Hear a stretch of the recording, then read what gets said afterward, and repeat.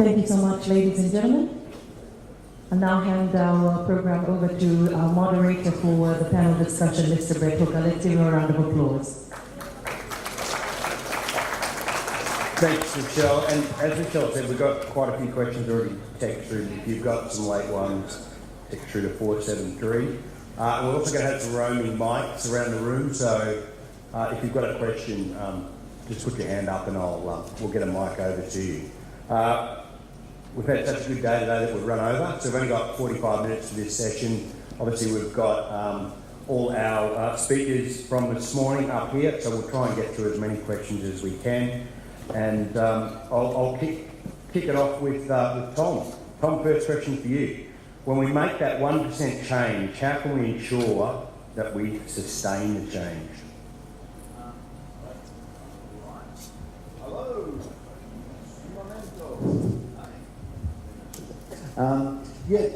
Firstly, thank you so much. That's a really great question. That sustainable change is so important. And again, I was talking in my presentation about a glacier. You know, it's just slow moving. And so really for me, there's two things. A, small change. Like as you mentioned, Lisa, about just 2 push-ups. 2 push-ups. Next thing you're doing 4, next thing you're doing 8, next thing you're really enjoying it. And then the second thing, I tend to harp back on my wife here, is accountability. Being accountable to someone. Because I know myself as a goals specialist, I can lack motivation.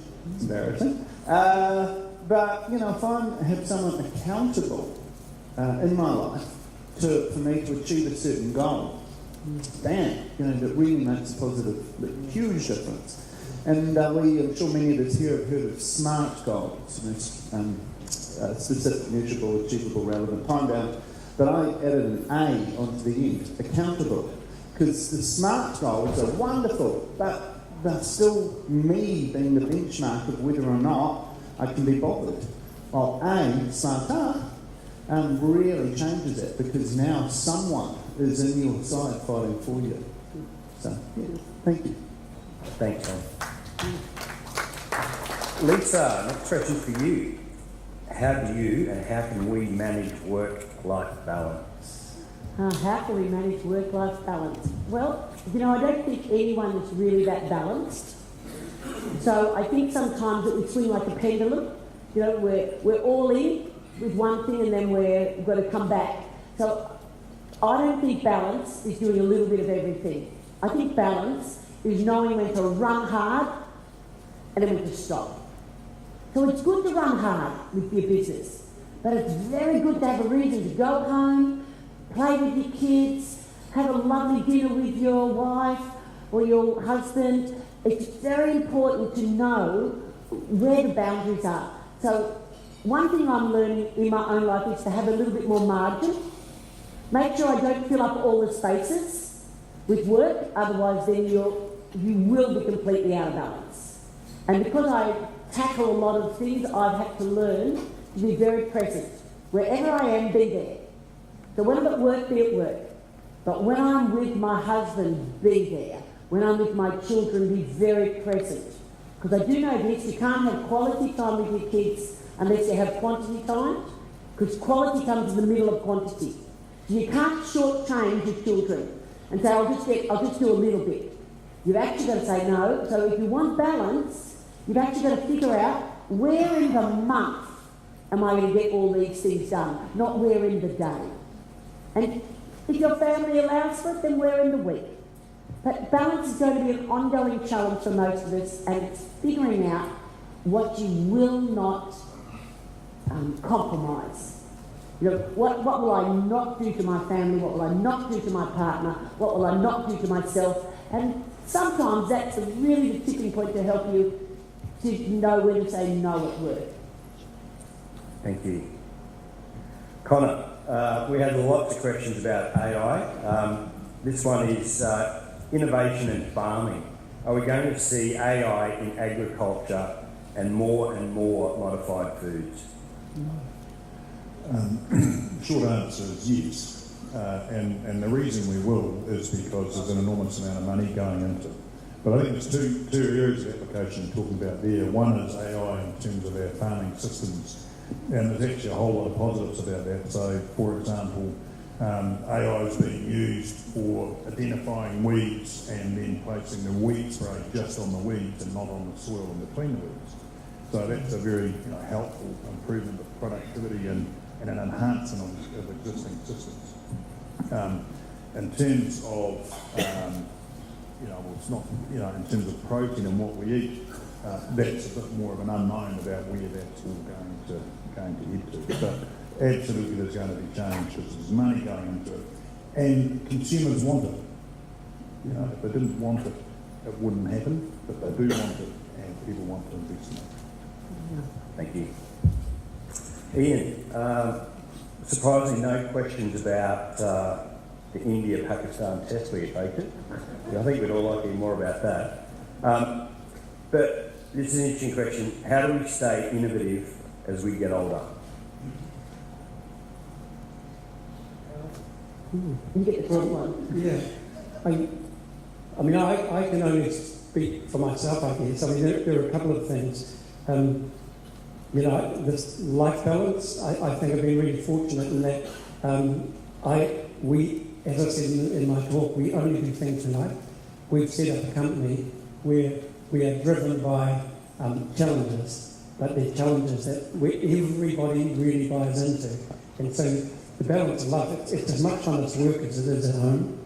My family is absolutely the top of the ladder. That's everything that's done around my family. And I think the way we stay innovative is you just surround yourself with young people.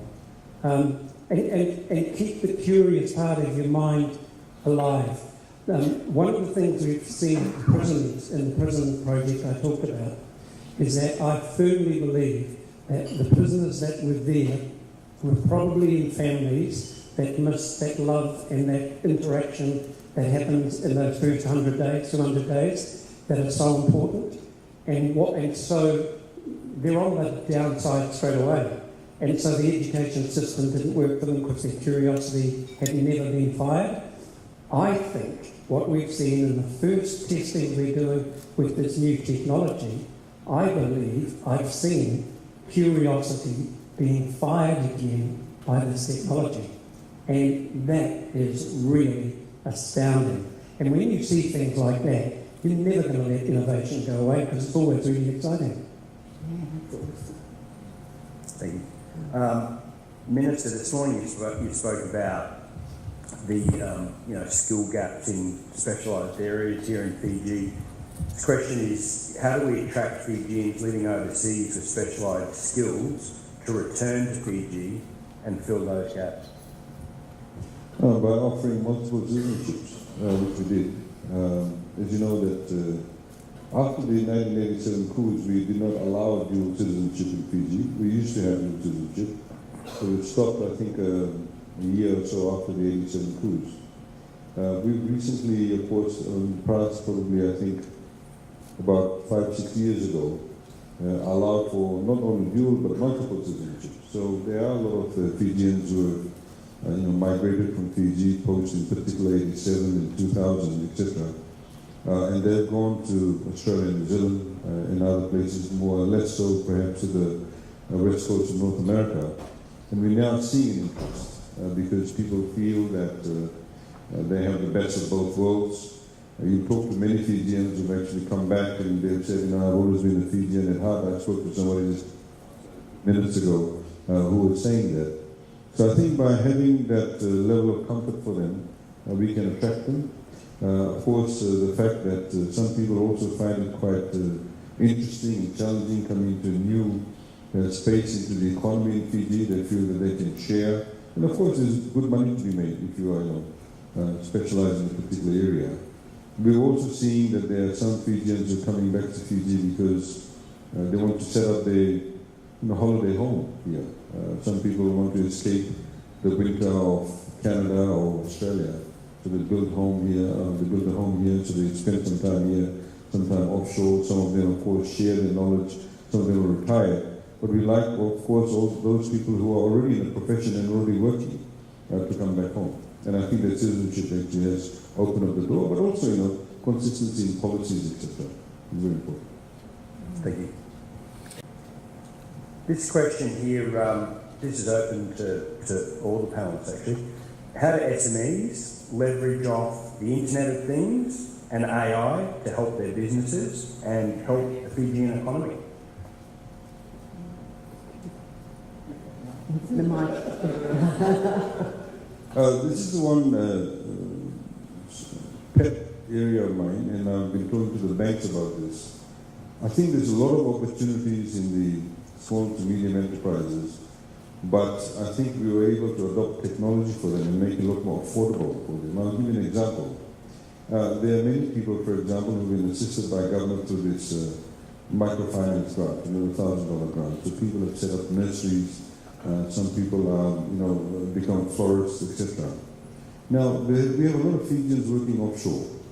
We have approximately 3,000 soldiers in the British Army.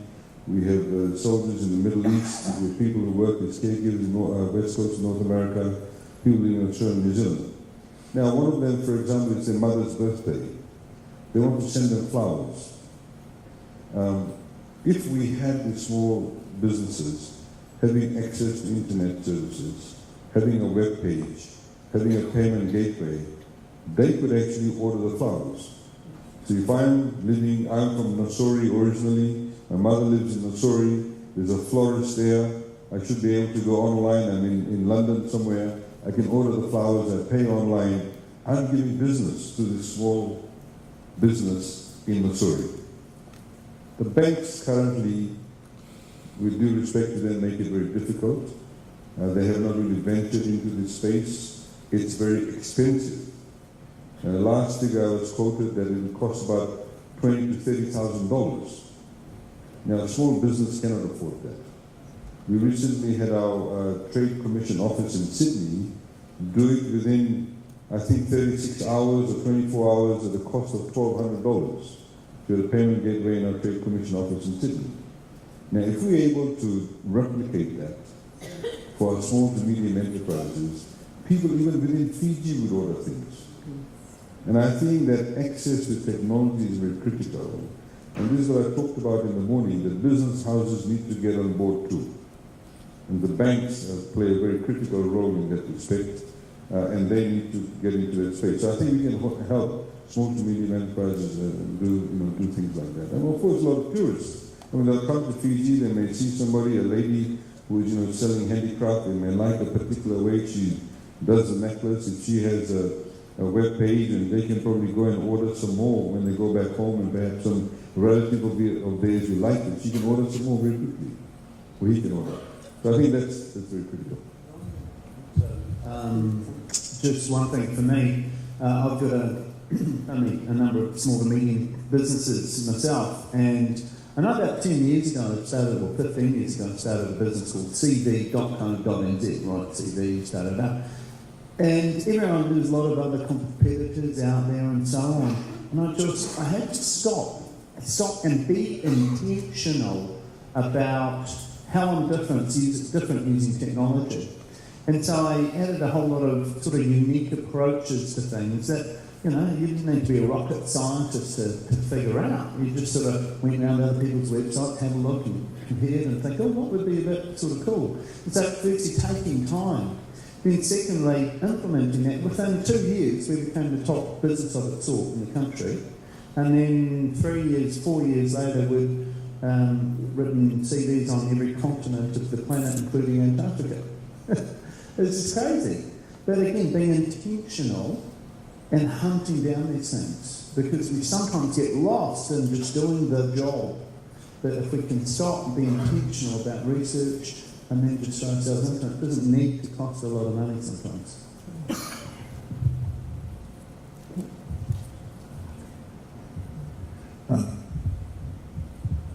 Look, I think there's a lot of opportunity for Fiji, just as there is in New Zealand or Australia. And I guess in very simplistic terms, if you're able to provide something that makes people's lives easier, and using technology and AI, doing that, and you've just given a very good example there of making it easier to prepare a CV. I guess that's what the service was.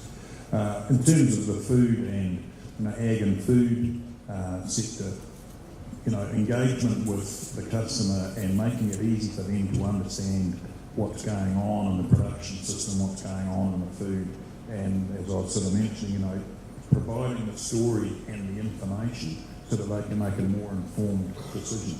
In the exports area in Wellington, there's 16,000 people in Wellington involved in tech. About 4,000 of them are making games. You can make those wherever you want to be on the planet. So there's enormous opportunities out there. It's having the dream that Ian talked about and having the aptitude to have those skills. One of the things I'd also say is often the skills can come quite intuitively. We've got one of our daughters who's got a degree in international trade and religion. And she works for us and she builds websites, she runs social media campaigns for the Bank of China, and she does stuff that she's just intuitively picked up. So you don't need to be a professor or a rocket scientist to actually have a crack at some of the stuff. I think probably the most important thing for the government to be thinking about here is that other highway to the world. As you look at the infrastructure, the physical infrastructure of roads and things, the real future for your young people is that highway to the world that is the internet, and you need to make it faster and bigger so that your children aren't trying to enter that highway up a dirt track. The track to the highway needs to be multi-lane, and then you will find that your young people will surprise you with what they discover out there and what they change. And can I just suggest in the middle of that if you are very good on your social media or the use of your phone, that you use, let's say, 60% of the capacity on your phone, that you would teach someone else. Because I think in community, I go to conferences and I'll turn on the dictation function of 60% of the audience's phones. And I think there's a tool that's right in their hand, and they use a tiny amount of it rather than stopping and capitalising on the media that you have right there, and make sure that every week or every month you're learning how to use your media, or not really your smartphone, so that skill itself will then make demand across the country. Hey, everybody is using it, then everything will move, I think, faster. Lisa, question here about what makes a great business coach and how can leaders be better coaches? Look, I think to make a great business coach, one, that you've got to actually hear what's not being said. So that's what I do when I'm coaching. I'm so often listening to what they're not saying, because I'll start coaching and they usually come to me for business, and then I realise there's a whole lot of personal factors that need to be worked on for that person to be able to lead their business to the next level. So, I talked about self-leadership. We've got to discover where people's stumbling blocks are or roadblocks and help them just bring one of them down. Because if we bring one down for one of the people in our team, then our business, gets better. So I just think that sometimes we're trying to teach people extra information instead of finding out what is it that stops them from being a good receiver and a good passer on of that information, and it's usually a personal issue. Thanks. Ian, no business plan, and you still applied the same principles. Was it a matter of gut feeling, risk, or luck? Well, first of all, I don't think I've ever taken a risk. I don't know the meaning of the word risk. I prefer that book, that wonderful, wonderful book of Paying It Forward. So all of the things you lay down somewhere along the line, and I have wonderful examples, which I won't bore you with now, of things that have just paid forward because you did it in the first place. And although I know I talk a lot about not having written a business plan, I think at the core of it all, I think maybe the main reason you ever have to write a business plan is if you have to go and borrow money from a bank, or you're going to get some investors. So I only had that wonderful bank manager who gave me $500,000 without a business plan, and I've never had any investors since. So I've never had the right one. But the other thing is, I think perhaps they come naturally. There are some principles about doing everything. You do see the opportunity, and you do these steps. I think I often joke and I beg your perseverance here, but I've always thought that if I tried to talk my accountants into half the things that I have done, they would never have left me. For both the Minister and Connor, and the Minister touched on this morning, what more can we do in Fiji to capitalise on larger agriculture projects? Thank you. I think like I mentioned this morning, firstly you need to have security of tenure over the land.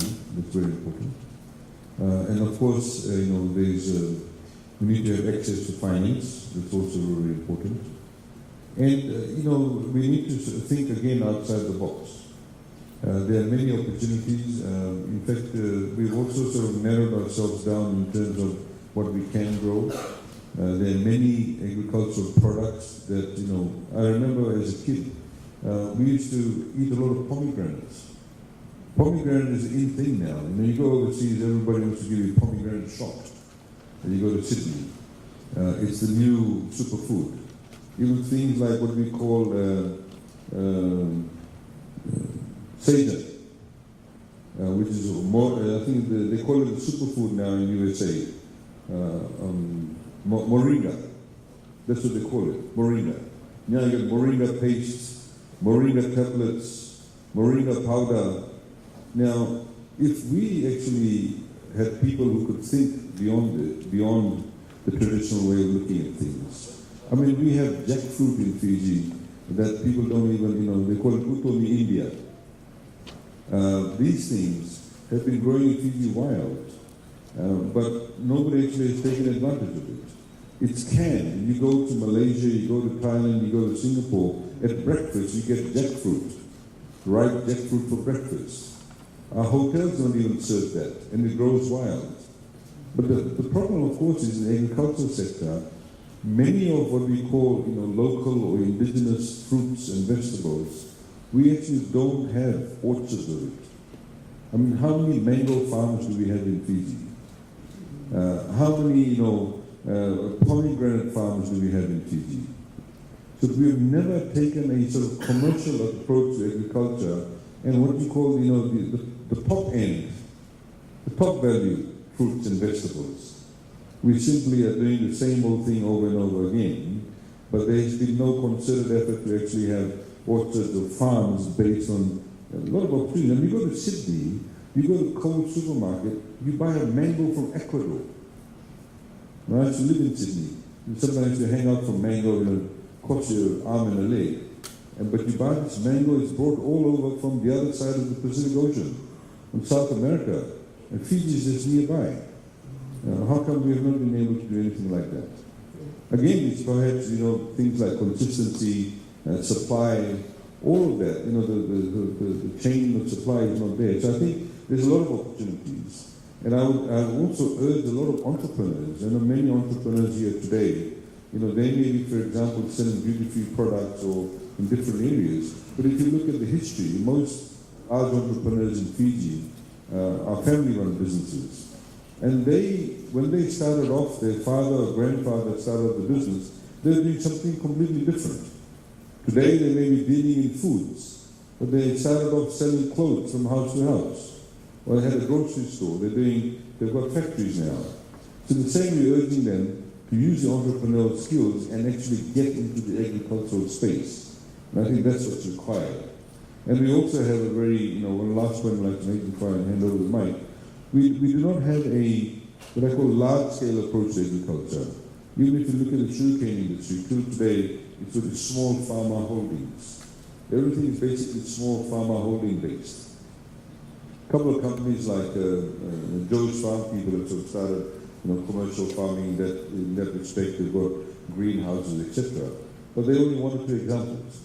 And I think there's a lot of opportunities in that respect for Fiji.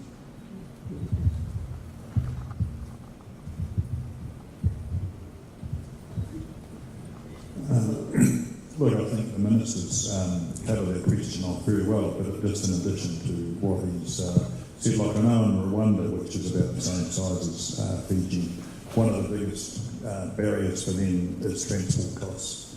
And so I'm not sure what the situation here is with Fiji. You are quite away from markets, but have you got transport links that make you competitive when you export to those markets? The other thing I'd say in terms of food, and the Minister touched on it, you have got some wild fruits or wildflowers here that will have some medicinal or pharmaceutical value. I don't know what they are, but I'm a director of a company called GMP Pharmaceuticals, and we sell about $400 million of product into about 20 countries. And some of the ingredients that go into some of those health supplements are crazy.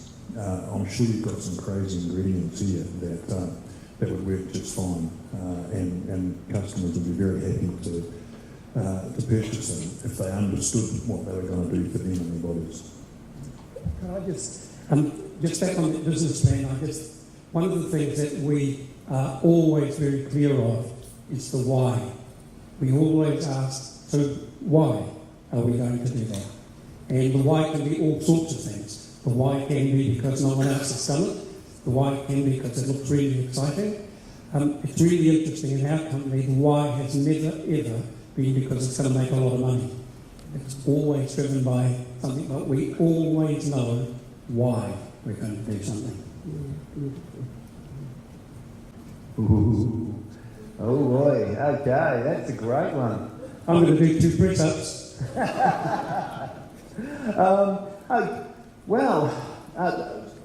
Two things, I suppose, off the top of my head. And you commute to work, just actually have a bit of a think. You may find something that shaves 2 minutes off. Do that there, do that, that's 4 minutes a day. Times that by, 5 days, that's 20 minutes. Times that by 52 weeks a year, you're actually now getting hours back with your family. Teeny weeny things. So that's even getting to the office. And then when you're at the office, just think about those silly little processes. And like I explained, that one I did took me 3 minutes. I did it 3 times a day. Every time I was doing it, I kept thinking to myself, I need to sort this out. It took me 6 months, pretty much, to finally do it. And when I did, bang, it just automated itself, and automated it from the team, and then next thing, a whole lot more efficiency, and so on. And so, when you get back to the office, just stop 2 or 3 minutes and think, what's something I can do that just is going to, a little tweak or a template or a little process, or setting up flags on your email, for example, just to make it more efficient. Thanks. A question like this: are you looking at doing anything with rugby sevens? And what's the next big thing you're working on? Yeah, so rugby sevens is probably one of the best sports for the kind of technology that can be brought to it. One of the reasons, the why we get involved in sport is really, really simple. Our why is to help people understand why it is that they're sitting on the couch at home watching these people on TV being the best in the world. And if you look at all of our graphics, all that stuff we did for golf tells you why Tiger Woods is up there and you're not. And it's really quite a simple thing, and sevens has got a whole lot of whys, the fitness, the speed in which they move, and we have started, we sort of move in to go do it and then something else gets in the way, but of the 2 rugby codes, 7 would be our preference. And for me, the biggest project at the moment, so we've got lots of stuff happening in cricket and sport all over the world, but the thing driving me at the moment is numeracy and literacy in prisons, and the why is really, really simple. We are going in there to bring our people out. Thank you. This is a question I get a lot. The resistant people is that we have to find their why. There's a reason why people are resistant. They're not resistant just because they don't want to help. They also want to grow, but sometimes we haven't listened to them. and we haven't actually found out what would be a benefit to them personally to be able to grow in their technology skills. Because, you know, sometimes before I teach someone something in the workplace, I told them then I teach them how to use their phone. And they start to realise, wow, I could be doing those processes. For example, you know, every time I get on my phone, when I walk the dog, I'm walking, I'm getting exercise, I'm with the dog, I enjoy being on my own, but I'm dictating ideas to my phone. So I just press record, and as I walk, the phone types up all my notes. So I can write a 2-page email to someone, I can write a long letter, I can write a chapter of a book while I walk the dog. So if people don't use the simple skills that are right there, and I think that's what motivates what appears to be unmotivated people, is that they can't always see what's the benefit for them. And so, you know, I think a little coaching doesn't go straight down motivated. That is some one-on-one attention, not to push them, but to draw them into your vision. Because if you can't draw them into your vision, then they maybe shouldn't belong in your organisation. Lisa, I have a question. Do people cross over the road when they see this mad woman coming down with the dog talking to herself? Well, not only do I walk the dog, I do this down the street, through the shopping centre. Because children do that. Children get light and breezy and relaxed, and you think more creatively, and everybody laughs at you or smiles at you. In fact, a lot of people do this as you skip by. They wave because you look so at ease with yourself, and they wish that they could feel so at ease with themselves. So that's my extra. Thank you. This is a question open to all the talk about Internet of Things, innovation.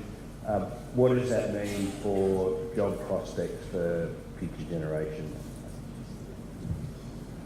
Well, how long have you got? I think the answer is lots of things, and some of those are really positive, and some of them are really negative. And I think how we all fare, how we all go in that change that is happening is all going to come down to our ability to adapt and navigate that ourselves. So I think it can be really, really positive. I've got 6 kids. I'm thinking the world's a pretty fantastic place for them to grow up in, actually. But they're having to think dramatically different than I did when I was their age. I agree. I mean, it is a huge challenge. It's a challenge for governments as well. As you start to look, you've really got to start looking forward to see what are the jobs that will be being replaced by automated stuff. What are we going to do in our education system to make sure our kids, at least the big driver in school, should be teaching and giving them the ability to think? Because we don't know what the future's going to hold, but empower them to think so they can think their ways through this. But you know, I do think that that's going to be a big challenge going forward. Probably my key thing, just a comment, is that people sometimes forget that innovation is actually doing something with creativity. So it's, you know, once you've got an idea, how do you actually put it into place and try things? We need to practice that in our everyday lives. Our kids, you know, need to be practicing. Hey, there's a great idea, but what are we going to do with it? How can we use this in our family to make our family time better? How can we do this to mean there's less arguments between the kids? So I'm a big one at trying to teach grassroots thinking, that getting kids to apply action to creative ideas. I'm the New Zealand Herald Careers and Employment columnist, so you know, it's interesting because the whole thing about future work, it's so gigantic, and there's whole industries that will come out of nowhere. And when you think of the IT world, I mean, you know, when I was 15, you know, no one really had a computer. Well, no one had a computer, and you know, suddenly out of nowhere comes a $1 trillion industry that suddenly changes all our lives. And I think we just have to be so open, so very, very open to change and to adapt. One of my best friends, he's a desktop publisher, a desktop retailer, and one of the top ones in the country, and he's been working with all the top brands, like seriously top brands in New Zealand. And one day he woke up, went to his computer, and there were no emails. Basically what happened is his clients overnight sent it out offshore. And he still gets a super premium work, but the bread and butter vaporised literally overnight. And again, we just have to be entrepreneurial in our thinking, entrepreneurial in our approach, not just in our jobs, but in our own lives. And think about just stuff that differently, and again, be, in the future, they'll be the ones who adapt to change, and they'll be the successes, and then there'll be the rest. And I think, again, pushing a theme, how well you adapt to change is going to dictate your success and your family's success. You are covered, but I'm thinking from a process perspective with government. For example, talking about BDM, birthdays and marriages, you queue up, then you go in, and this person will give you one ticket, the other person will give you something else, then you have to go and pay the cashier, then come back to the other counter. All of that will go. As I mentioned this morning about the online registration. So obviously some of the people there will not necessarily have much to do. So our challenge, of course, is how do we actually retain them, and how do we re-engineer their skill sets to be able to be relevant, to the civil service. I mean, the other point, of course, I'd like to make is about technology, adoption of technology. There's a lot of resistance, for example, to innovation in the climate change space. And I think we need to be able to ensure that businesses also adopt new practices. Whether you are now getting a particular part or particular portion of your energy requirements through solar energy, but it means that there's a whole plethora of skill sets that comes with it. Maintenance of your solar panels. There's a new sort of IT process we're adopting. We need a lot more people to be trained in those respective areas. So I think we constantly, from a government perspective, we need to think 5, 10, 20 years ahead and start re-engineering, courses, start looking at business processes and how people who will actually fall off the old system, how do we actually, get them to the right skill sets?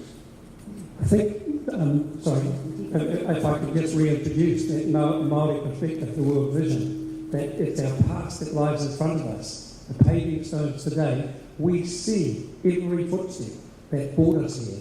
So when you take that view of the world, it is going to be very, very hard to have something hit you and go, gee, I didn't see that coming.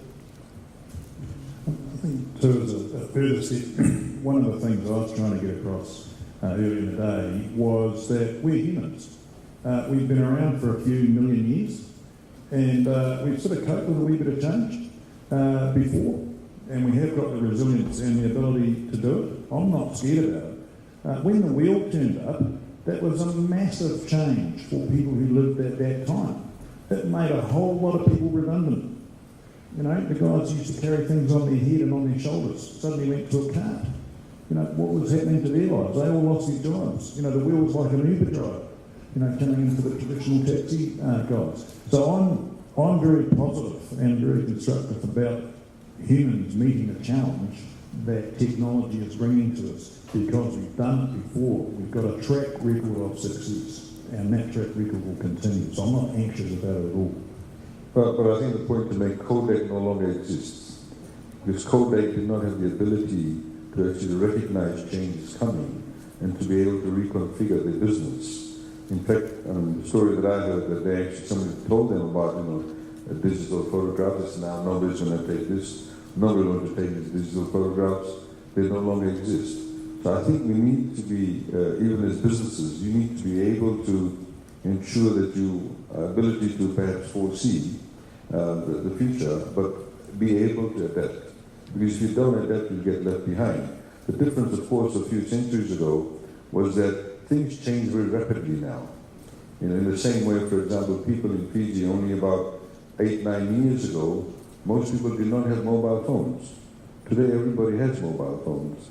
The guy who catches fish up in the northern part of Fiji can actually now phone in and say, how much will I get at this port, now much will I get at the other port. Before they couldn't do that 10 years ago. Now they do that. So there's an impact on the income level, on the sustainability of income, etc. So I think because things change quite rapidly, we also have to adopt quite rapidly. And that's the difference, I think. I was just going to say that it's really important for us to promote others that are doing good things. But sometimes I think we think just about us, and we stop thinking about who we could speak about. And I'm just thinking, I've just come from Samoa, and they're trying to grow tourism. So here we were staying in hotels in both Western Samoa and American Samoa, and when we asked what are the 5 best things to do while we are here, no one could tell us. Hotel staff, people on the street, people in the shops. And I was just thinking about the fact that we as business people need to always promote other people who have good ideas. When someone's doing something good and you give a voice to it, then you help that grow, and it also influences you in the long run. Sometimes we're so careful just about promoting ourselves instead of promoting all that's good that we're seeing around us, because that then encourages others to have a go with ideas, because we need to be a people that talk ideas, discuss ideas, and discuss how we're going to put them into action. I think there's an opportunity for Fiji as well, because you mentioned the cell phones. One of the really big advantages, when I look at India didn't have infrastructure anywhere, so they didn't have phones, they didn't have power, all of those things were there. But as their wealth grew, they jumped that step, and they weren't held back by old infrastructures that had a huge investment in and nobody ever left. So Fiji has this opportunity to be truly nimble and make that jump as well. So you don't actually have to start building the old infrastructures. Start looking at the superhighway, this gigabit speed, these mobile phones, and step the step that New Zealand's still stuck in, and go above us. You know, if I can make a point, you mentioned Samoa. One of the things that we've been talking informally, and in fact I've said it at a couple of forums, that even the way that we look at tourism, if you look at our budgets, all these respective Pacific Island countries have their tourism commissions or bureaus and what have you, and they're all marketing their own countries. Now we made a strategic decision, and about 3-4 years ago, we've said that we've got relatively healthy departure tax rates. It's $200, but we've said we'll exempt anybody who spends 72 hours or less in Fiji, because we see ourselves also a higher proportion as a transit point. Now, recently we said it to the Samoans and various other people, and said, look, why don't we get together and market ourselves as a Pacific destination? Somebody coming from Europe is not going to, for example, go to Samoa and spend 3 weeks specifically, unless it's got some special attachment. But yes, they can come to the Pacific, come on Fiji Airways, come to Fiji, go to Vavau in Tonga, do whale watching, maybe catch fish in Tuvalu, do something in Fiji, maybe go to Guadalcanal in Solomon Islands, come back and fly back out. So you're actually getting a package. So rather than sort of competing with each other, kind of goes to the point that you're saying, rather than competing with each other, we are able to market ourselves, and one of us, of course, can play a lead role in being the transit point. We don't mind being the transit point and spending 2 days here and 1 day away, and then coming back. But that's what we need to do. And I think, of course, it's a lot more difficult to do that with sovereign states. But if you have the will, you can do that. In the same way, I think even in the tourism sector in Fiji, there is a lot of, we can have a lot more complementarity. There's not enough of that. And goes to the point that you were saying, in terms of tying up with people. I just have really last question for Lisa, because just love the idea you relate the performers as Olympic athlete.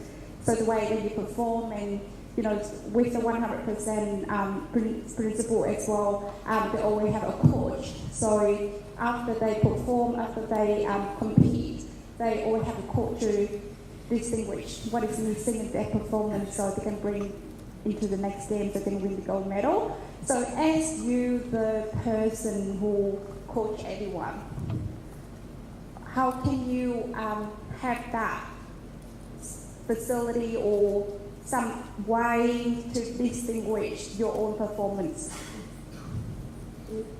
When you got the full question. Yeah, so when you perform, if the other people perform, how can you reflect or how can you look back in your performance to see what's the missing, that was 1% principle can bring back, to bring you to the next performance, so it can bring you to the next level?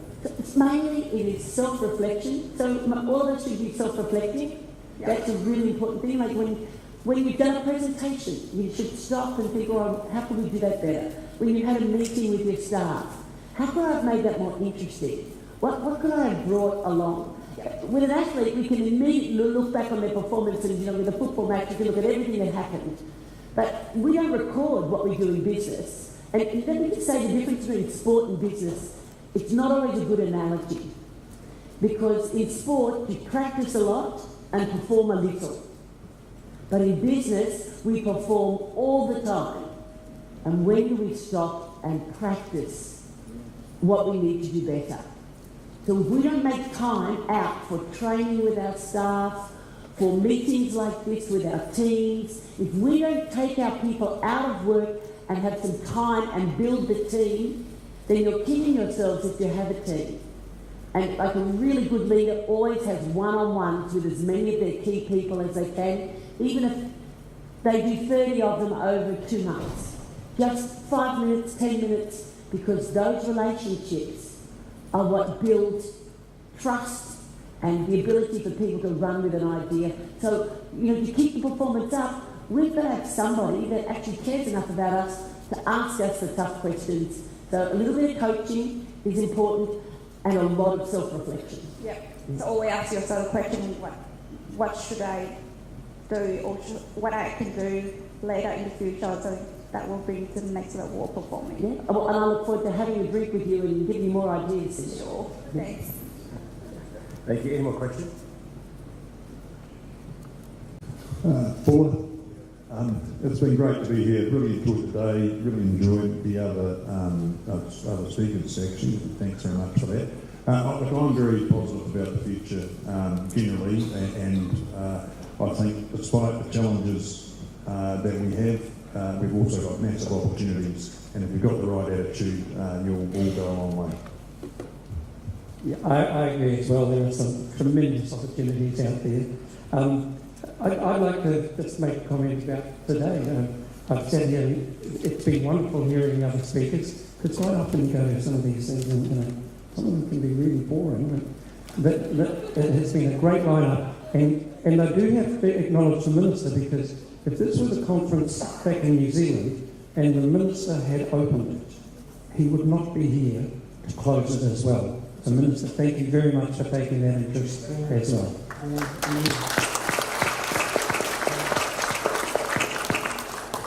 And I really just want to say thank you for being so open and willing to participate and get involved and be a part of the presentation, because I really think the conference is as good as the way we all contribute, and that even from this point on, it's really important for all of us to make time to meet people we don't know, have quality conversations, so in other words, ask a specific question so that you connect with people, because no point coming to a big meeting like this with all this talent in the room and not meeting at least 5 new people that you go away with and say, hey, I'm going to catch up with that person later and we're going to go deeper. So thank you for having me. It's been a real privilege to be with you all. I know for me, and Lisa touched on this in many ways, other speakers as well, just that word courage. And I talk about one of my keys is just starting. Just starting, having the courage to just give it a go. And I think that Fiji is uniquely positioned in so many ways, as the Minister has pointed out, that there's just all this incredible opportunity, and it's just trying to have the courage to really get out there and just give it a good push and have those people around you to support you. Finally, thank you so much. It is indeed just such a privilege to be on stage with great speakers like these and to be able to present to you all. It is That's a real blessing. Thank you so much. Just very quickly, I think what is really required in Fiji at this point in time, of course into the future, is new ideas. We need people to think really outside the box. That's very critical, and I think in many ways it is also lacking. But also once you get new ideas, to be able to run with it. And that's very, very critical, because I think we will lose our momentum because we are not as privileged as many other countries. Like I said, we are not the size of New Zealand or Australia or other larger countries. I mean, the entire population of Papua New Guinea is more than the entire population of all the other Pacific Island countries put together. It's even bigger than New Zealand. So we have our specific challenges, and the only way that we can actually do well and survive is to be innovative, is to have new ideas, and is to tap into the younger generation, because they, are 50% of the population. They have the ideas, they have the access to technology, and they can adopt and adapt very, very quickly. And that's what we need. And I think all of you as leaders in your respective areas, one thing again, it goes back to the whole issue about, having the right people around you. I like the idea of having a lot of smart people, smarter than me, around me in the specific skill sets. I like to have somebody from Ministry of Economy who knows about, sovereign debt far more than me, and other people with different skill sets. If they do that and you have those people around you, then you can, as a leader, make very good informed decisions. And that's very, very critical. And I think, unfortunately, that approach to leadership has been lacking. I'm not just talking about government itself, but overall in Fiji. Because people tend to get threatened, and we've seen it in the civil service. We have some rising star coming up in the civil service, you may get some senior official being threatened by that person. Rather than harnessing that knowledge, harnessing that energy, and using that to your advantage and to your organization, we miss out on that capacity, and people may actually leave the organization. And that's what we need to ensure that does not happen. And indeed, in our case, we have to ensure that nobody leaves Fiji also. Thank you.